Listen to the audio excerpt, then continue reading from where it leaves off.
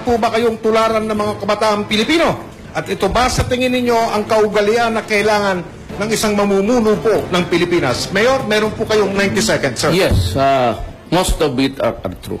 Most of it are true. Criminals, well, I go after them.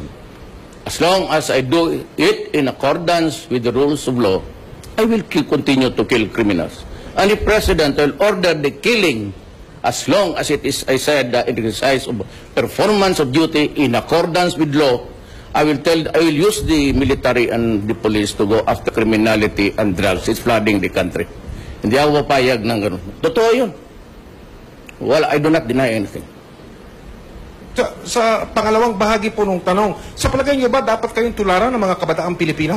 No, Bilang isang I'm not leader? Yes. Mayor? No. Extrajudicial killing? Of course not. Never happened.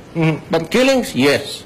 Okay. If I become president, it would be bloody. Opo. Because we'll order the killing of all criminals, Opo. ang mga durugista at drug lords. Yung inyong kasong acts of lasciviousness sa mga kababaihan, Mayor? Wala akong kaso na ganun. Girlfriend? I do not know who invented it, but I said, meron lang akong inakbayan noon. Okay. Ang nanay ko ang nagalit. Nagalit po. Okay. Isa pa.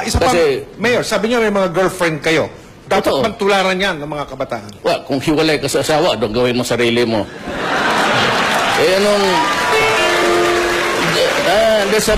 Anong gawin ko itong karga-karga ko? Hindi ko naman ipagbili ito. Hindi mo masangla gamitin mo dapat. Hindi, mamatay ka. Salamat po, Mayor. Salamat. Malinaw.